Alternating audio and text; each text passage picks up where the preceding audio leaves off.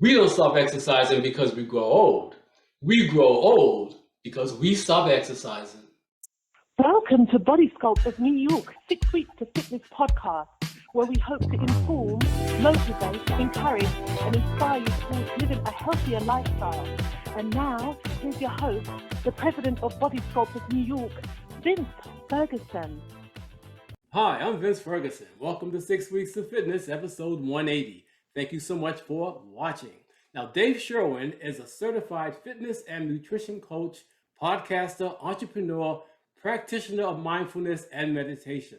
His passion is helping grown-ups navigate real-world business and life challenges to achieve their best health and wellness at any age. He is also the creator and host of the DeRoby Health Show, which covers everything to do with health and wellness, including the latest in nutrition, exercise, supplements, and clinical studies. Dave has used hard work, nutrition, supplementation, and science to obtain a high level of fitness in his own life. Since 2009, his company has helped over 100,000 people lose weight, and he has gained tremendous insight into the challenges and joys of long-term weight loss. And today on my 6 Weeks to Fitness podcast, to talk about how to achieve long-term weight loss is Dave Sherwin. Dave, how are you today? I'm fantastic. Thanks for having me on the show. Man, thank you for coming. I got some great questions, and I know you have all the answers, man. so let's do this. But before we talk about how to achieve long-term weight loss, tell my listeners about your journey into health and how you got into the fitness and weight loss space.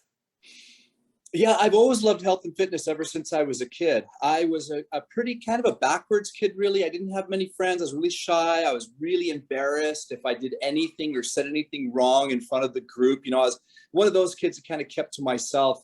And one day, though, in like 7th grade, maybe 6th grade, other kids were trying to dunk a small ball, maybe a softball on a low hoop, you know, the elementary school, like a 7-foot hoop, right? And they couldn't do it. I was a little taller and I could dunk the ball, right? And so that was like my first experience that I can recall in my life where I could do something that seemed kind of exceptional. You know what I mean? Yeah. And that was kind of transformative to me. And then I took an interest in being on sports teams, and I eventually went on to play high school basketball, and I never really got that grade or anything like that.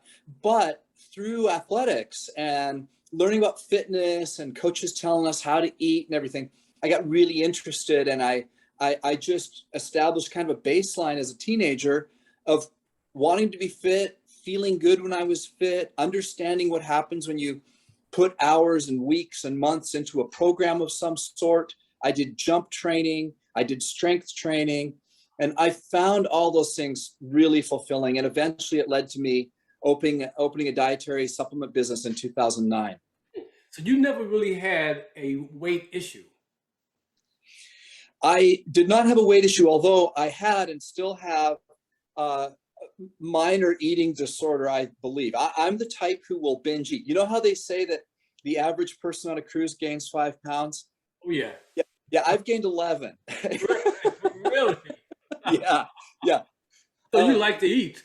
I like to eat. I got a sweet tooth. And so my personal journey is a struggle for balance, you know, and being careful that I don't just go crazy, you know. Little things like if I'm at a party and there's food out in bowls, I've learned that I can't stand there and eat at the table. I got to portion out what I'm going to eat. Yes. Or I can mindlessly just eat way too much junk. So that's kind of my personal internal struggle. Yeah. But because of this introduction to fitness through exercise, strength training, basketball, etc., I've always loved to exercise. And I think that has become what's helped me to stay healthy my whole life. I think if I didn't love exercise, I'd be a lot worse off. And so that's really saved me. Yeah, but I also understand that even at the age of 47, right, you were qualified and competed in the triathlon Olympic distance national championship, if I'm right. And also at the age of 52, you set a personal best record of deadlifting 405 pounds, something I wouldn't even dare to do these days. But you did that. Now, what do you attribute all that energy and strength to? Well, one of the things I found out about myself, when I was about 30, I started to pay less attention to my health and fitness. And I had started a business at that time, and I had a family, and I had all the distractions that probably everyone listening to me can understand and has been through themselves, right? And I started skipping workouts. I started being less careful about what I ate. And I was actually listening to a business training by the late Jim Rohn. He used to be, you're familiar with Jim Rohn? Very much familiar with Jim Rohn. And Everything. he was yeah, and I love Jim. And he was talking about the power of questions. And he said, now here's a powerful question. How many pounds overweight should you be when you turn 50? And the light bulb went on. He asked that question at the right time in my life when I was letting my health and fitness slide. And it hit me like a ton of bricks. I was about 30. And I thought, when I'm 50, I want to be a beast. I want to be a physical specimen. I don't want to be overweight and on drugs and worried about high blood pressure and all the problems that a lot of people have right now, multiple medications, maybe your first heart attack by the time you hit 50. And that one question helped me course correct from possibly going down a really bad health path and put me back on track. I started setting goals again. I started doing events. I started getting ready for a 5K and then a triathlon and then a half marathon, a marathon, Spartan Beast. I always had some event in mind. I just started, I like pick an event and I'd train for an event. And that's another thing I've found out for myself is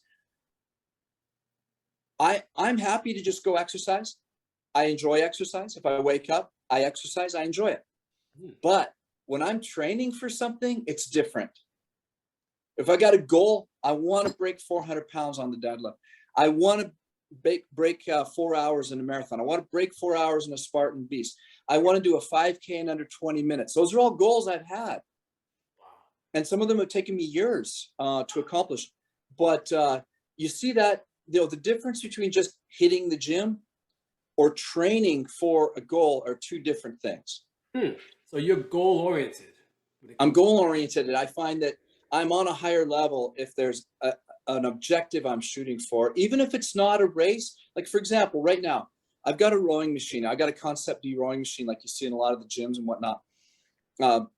And I have a goal right now to break 7 minutes for the 2,000 meter row. 2,000 meters is the Olympic distance row. Wow. Right? Wow. Yes. And I listened to this interview with Hugh Jackman on the Tim Ferriss show. Yeah. Familiar. Yeah. And Tim said, how do you stay so ripped as an older guy? You're Wolverine. You're always ripped, but you're working, 18-hour Hollywood days. Right. How do you stay ripped? He's like, the rowing machine. He's like, I row, and the only thing you don't get is your pecs. So I do push-ups. He goes, you give me a rowing machine and a floor where I can do push-ups and I can be ripped. And I thought, okay.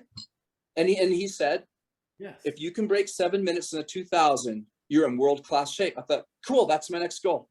Really? Yeah. Just like that. Just like that. That was just the spark I needed. You mentioned the Spartan Race. Now, I had the CEO from Sparta, Joe Cena, on my show. Oh, cool. He said, look, if you can do that, it's not for the faint of heart. You know what I'm saying? So you've got to be conditioned to do that type of obstacle courses and races. He talked so highly about that. He talked about the mindset, the importance of believing in yourself, but you've got to get off the couch and do it. Yeah, the Spartan races, they are no joke. Like, no. You cannot show up without your highest A game. I mean, the first thing they did to us at the Spartan Beast at Soldier Hollow, the Olympic cross-country course, was have us run up the mountain. Now, I'm not talking about the zigzag way that's kind of easier. I'm talking you had to go straight up the face, half a mile, and that's the beginning of your 13-mile journey with 26 obstacles, right? And people were throwing up by the side of the trail halfway up. Yes, I believe it. I was going, whoa, really? Going steep up the hill. Steep, straight up. and it was probably a 1,500-foot climb. And many people were not even ready for that. And that was just the warm up, right? That was the warm up. That was the warm up. After that, you had 13 miles to go with 26 serious obstacles, every single one of them very difficult. Unbelievable. It's a cool challenge. Yes, it's cool, man. But like you said, not for the faint of heart. You've got to. No. You got to train at least a year. I think if you're in good shape, you'd want to train about a year before you, at least to do well. Like just to cross the finish line, you got to be in good shape. If you want to do well, you got to be strong. You got to be able to jump. You got to be able to pull things. You got to be able to lift things. You got to be able to run 13 miles. Yes. Right. Yes. And so it's a bucket list item. Like that medal hangs proudly in my office. I bet it does. I bet it does. It's cool. I heard somewhere where you said that 50 is the new 30. Yeah. You believe that? I believe that. Yes. You know, I'm more fit now than I was when I was 30. See? Amazing. Really? What do you attribute that to? Why is that? Consistency. Consistency. Big C. As I get older, and I'm sure this is true for everyone else, you can't stop. It's better to back off a little, but not to stop. As a matter of fact, what I've done, I've made one shift. I used to work out 3-4 times a week, with some heavy training, some moderate training, some easy training, but 3-4 times a week. And that I do well. I could reach my goals and do okay at that. But what I found is, as I get older, I got to do more mobility. I've got to do more stretching. I got to do more yoga type of stuff, more recovery, intentional recovery. And so my overall week may not be as hard or heavy or as taxing, but I find that I got to hit it every day, because at 55 now, you know, some days I wake up and I'm starting to creak out of bed, you know, and so, you know, I got to combat that. It's that joint stiffness, and it's when you have a hard workout. I used to, you know, at 25, you know, you have a hard workout yesterday, you're fine today. Oh, yes. Right. And so those days are gone now. So for me, I adjust into lighter work, but every day. I don't miss a day. You don't miss a day? I don't miss a day. Do something every day.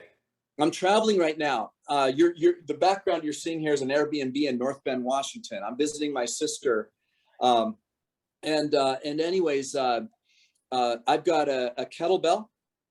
I've got a band. Right. And I've got a clamshell, you know, the little clamshell exercise thing you can put around your ankles and walk to work the hips and whatnot. Yes. And I'm telling you, with just a kettlebell and in a small area where I can do also some push-ups and stuff, I can get a terrific workout just with that. Wow. So there's no excuses. No excuses. There's no excuses. And you know what? I think I'm lucky because I enjoy it. I don't have to psych myself up. Okay. I feel bad if I don't. Yes. Psychologically. Definitely. Yeah. Excellent. Now, we want to talk now because you have helped 100,000 people with weight loss. And that's a major issue today with obesity, especially with the pandemic, the quarantine 15. So many people gained weight during this pandemic. So weight loss is a major issue. What does clinical research say about weight loss? You know, how can we lose weight and keep it off? Well, clinical research, when you really break it down, it states that it's really a caloric problem. I mean, in the end, CAICO, right? Calories in, calories out.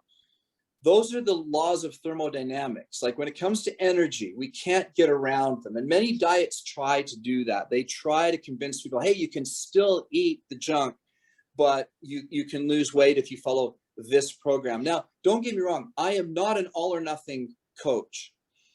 I don't believe anyone should go without a treat. Now, we used to call them cheat foods, but I don't like the word cheat. I tell people, don't even think of them as cheat foods. It's a perfectly normal human experience to have a treat. The problem is we have too many treats. You can't have treats all day long. And depending on how intense your goals are, like for me, if I'm in a serious training mode, I don't have one or more than one or two treats a week, maybe a bowl of ice cream or some cake at a party or something like that. So if you really want to be lean, okay, if you're a guy and you want to be, say, 10% or better body fat, or you're a female, you want to be 14% or so body fat, you can hardly have any junk. I mean, it has got to be very, very clean. Now, for most people, that's not what they want. They just want to be at their ideal body weight and have strength and flexibility and be able to accomplish the normal activities of their day and be happy when they look in the mirror, Yes. And so it totally depends on your goals. So so that would be number one. Don't ignore calories in, calories out. Okay. Some of the clinical research is ignored. There's been a massive study done in Australia and another one done in the United States on rapid weight loss. And I talk about this a lot. Normal weight loss is considered to be 2 pounds per week, right? 2 pounds a week is very safe, very attainable. But guess what? It's highly unlikely that the person setting out on a journey to lose 60 pounds will lose the 60 pounds at 2 pounds a week. It's 30 weeks. Mm-hmm. But the fact is, many people, they lose their motivation before they hit it. Now, these 2 large studies I'm referring to found that when people tried to lose weight more quickly, like 4 to 5 pounds a week, they were more likely to hit their goal, and they're also more likely to keep the weight off, which is not talked about. A lot of people don't talk about this, but I have found that to be the case. I have found the case when, just like I was saying about an event, when a person has a good goal, something that excites them, something that's motivating, they can lose weight a little quicker, and it's more fun to see the scale move, and they're more likely to hit the goal. So I'd say for many people, they ought to be a little bit more aggressive. I'm not talking extreme, but I'm saying shoot for more than 2 pounds a week so that you have that satisfaction, and so that we're human, okay? As human beings, we naturally go through levels of high motivation followed by low motivation. Being on our game for 6 weeks, followed by having some difficult thing in our life that causes us to get off the rails. Those are normal experiences. We shouldn't expect that the future should be any different than the past. We're all going to have challenges. We're all going to have disruptions. We're all going to have difficult things to deal with. And so when we're at our peak and we're feeling really good, like, I can do this, I'm going to lose that 60 pounds, we should get after it. We should go hard after it. That's my advice. So are you saying that slow and steady is the way that the person should go if they want to lose a lot of weight quickly? Or are you saying, go hard? I'm saying it's 2 phases. Phase 1, set your goal, decide what your weight loss goal is going to be, and be aggressive. Now, during the aggressive weight loss phase, I teach people what I call the Nairobi undiet. Okay? Undiet. The undiet. The undiet is, the reason it's an undiet is you don't have to count calories, you don't weigh food, you don't do any of the traditional dietary stuff. You don't restrict carbs, you don't, there are no rules like that. Instead, there are lifestyle guidelines, like drink plenty of water, half your body weight in ounces per day, and during weight loss phase, nothing else. Don't drink any calories. We teach people to eat all their food very slowly and mindfully. The portions we teach to eat are very simple: healthy carbs, healthy fats, and healthy proteins on every plate, every time, only eating 2 to 3 times a day maximum. Oh, really? And all within an eating window, 10 hours for women, 8 hours for men. Intermittent fasting. Intermittent fasting, right. Okay. But not shorter than that. And that would take us another hour to talk about why. But during the weight loss phase, especially for those who aren't used to intermittent fasting, the difference in hours is hormonal cycles. Men are on a 24-hour hormonal cycle, day in, day out, in their entire life. Every 24 hours, the hormonal cycle repeats over and over. Women are on a 28 to 31-day hormonal cycle. And all the intermittent fasting studies that were done were on men originally. Really? Huh. They finally started doing it on women, and they found that shorter than 10 hours can disrupt hormonal cycles. Now, for the women listening, this is well worth researching because it depends on a lot of things. Are you in childbearing years? What are your goals? How active are you? There's a lot that goes into making that decision. But you can hardly go wrong by limiting all your food intake to a 10-hour window. And the reason for that is because it eliminates a lot of snacking and unhealthy eating. For example, if you stop eating after 6 p.m. every night, for many people, that would change their life, that one thing. Huh. Really? On many levels, yes. Because a lot of people eat later than They that. eat late. And guess what no one craves at 9 o'clock at night? A salad. True.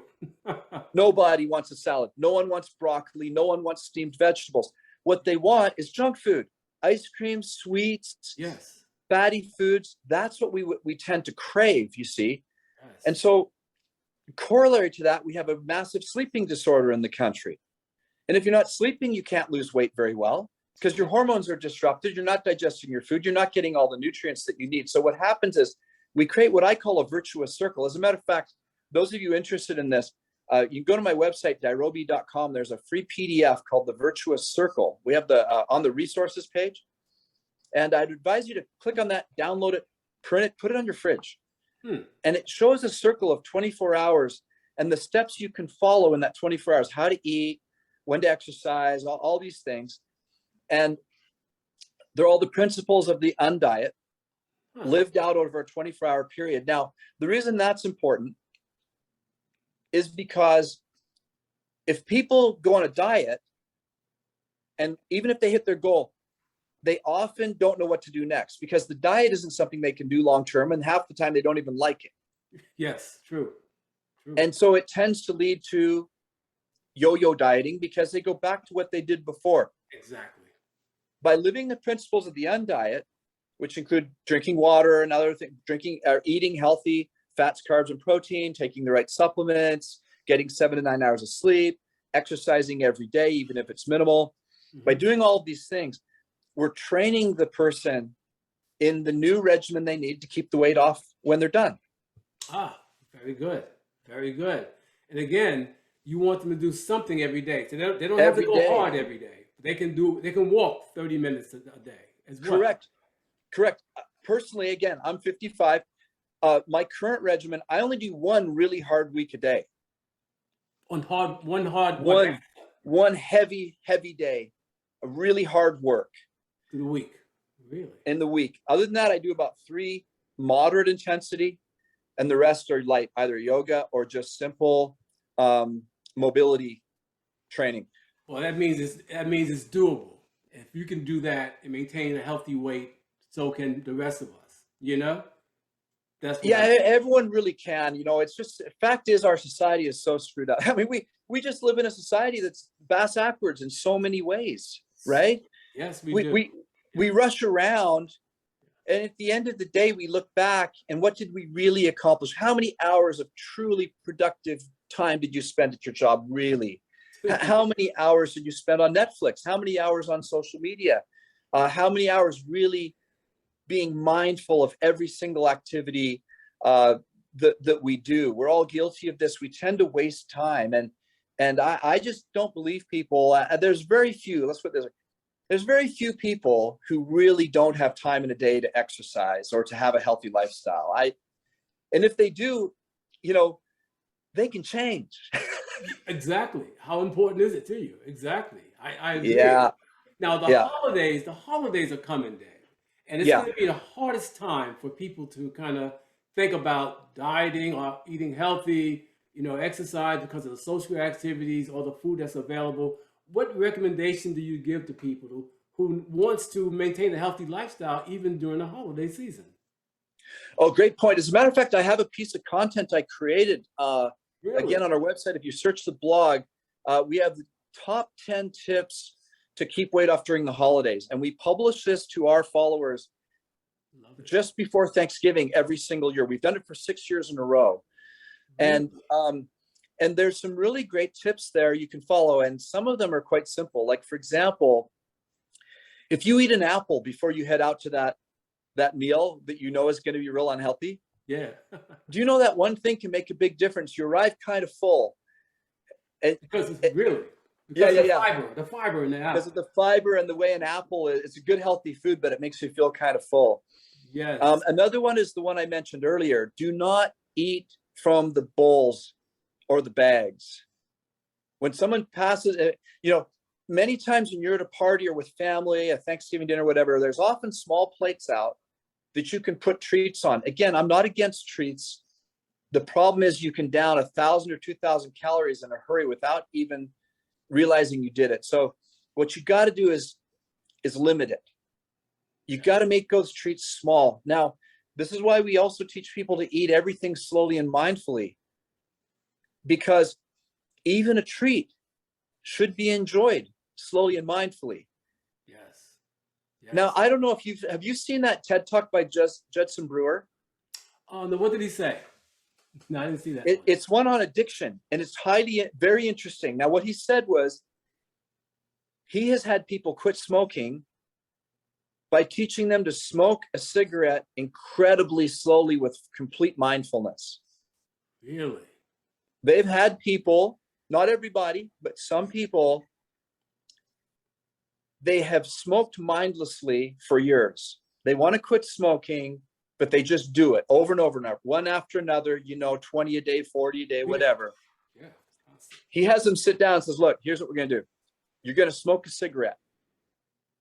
And you're going to smoke it. You're not going to think of anything else. We're removing your phone. If your thoughts get distracted from the cigarette, I want you to come right back to it. I want you to think about the smell. I want you to think about the feel of it. I want you to think about the heat, the entire experience, what it feels like. I want you to taste it. I want you to feel it in your lungs. I want you to mindfully smoke the cigarette. 100%. Guess what? Partway through, the woman goes, oh, it tastes like chemical. Really? Really? She can't do it. She can't finish something that she's been finishing every day for years. Yes. When she does it 100% mindfully. What? I never heard of that study. That's amazing. The TED Talk is by Judson Brewer. I think it's called How to Overcome Bad Habits. Judson with a D. J-U-D as in dog, S-O-N. Justin. Yeah. B-R-E-W-E-R. Justin. Yes. And that is true for both positive and negative. For example, when we eat healthy foods very, very slowly and really enjoy them, what we suddenly discover is our body is naturally attuned to these flavors, and we do like them. Yes. Yes. And some of the treats that we really enjoy, I had a lady lose 40 pounds in a month. Okay. 40 pounds in a month. 1 month. I don't recommend that. This is on her. I didn't encourage her to do it. What happened? What happened was she went nuts. She did a very low calorie diet. She walked every morning. She only ate healthy food, and the weight just dropped off. Now, that doesn't happen for very many people, but it did for her. And she thought to herself, when I'm done, I love Reese's peanut butter cups. When I'm done, I'm going to buy myself a box of Reese's peanut butter cups, the little package, I mean. Yes. And they're going to taste so good. So 30 days later, she'd lost all this weight so fast, right? And we taught her, eat everything very, very slow. So she takes her Reese's, she's like, I get to enjoy this so slow. Yes. And she took a bite and she started to chew and she spat it out. Really? She lost Didn't taste good. Didn't taste good. Her taste buds changed. Her taste buds changed. She was eating real food before. Yeah. The Reese's peanut butter cup is not real food. No. Unbelievable. Uh-huh. Amazing. Now, some of these studies are on your website. Some of this information. Yeah, they are. The rapid weight loss studies we've done.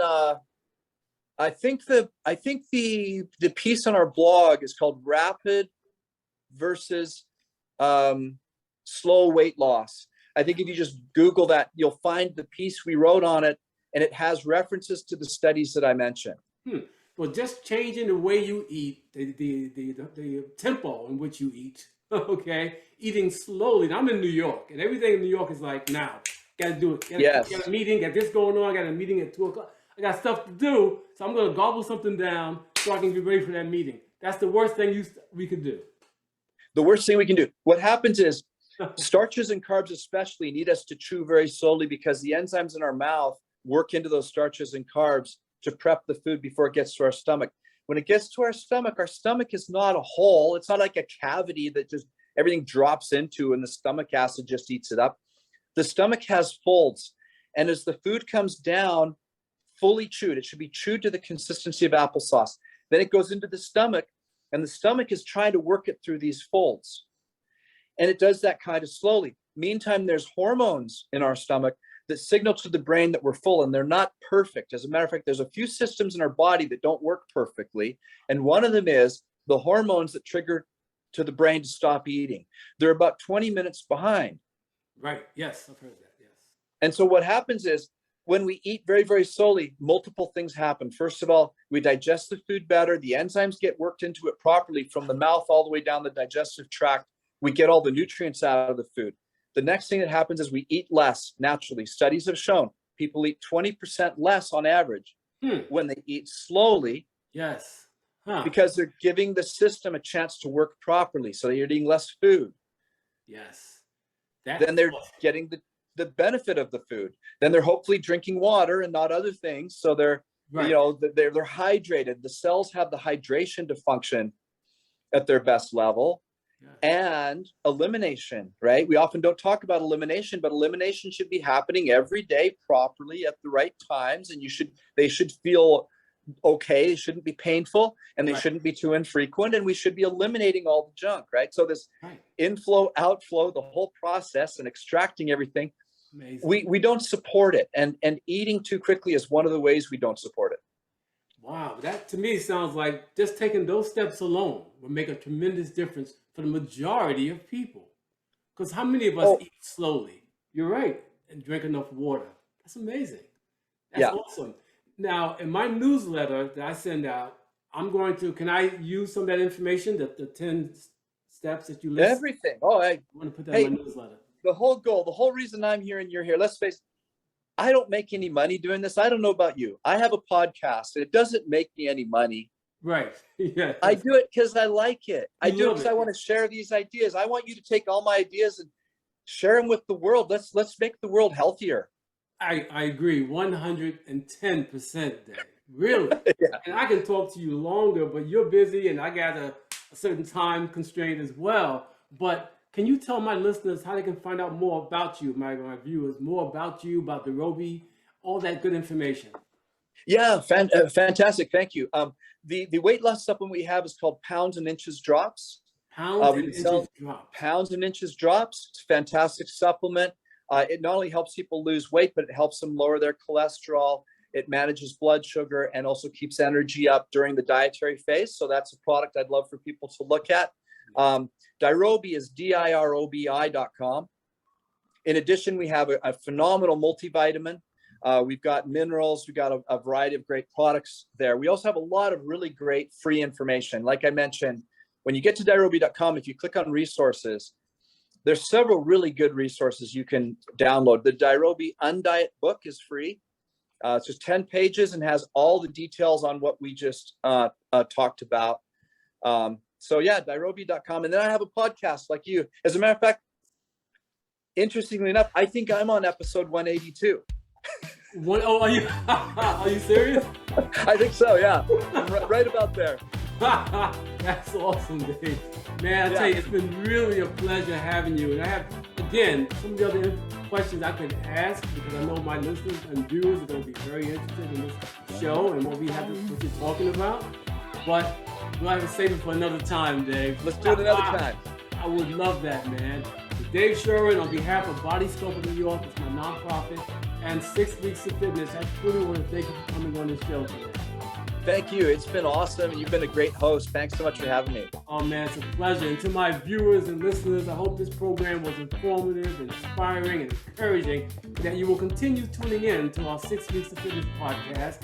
And if you have any questions, comments, or suggestions for the show, please leave them on my website at www.6weeksoffitness.com or email me at vince@6weeks.com. And please don't forget to subscribe so you don't miss any future podcasts.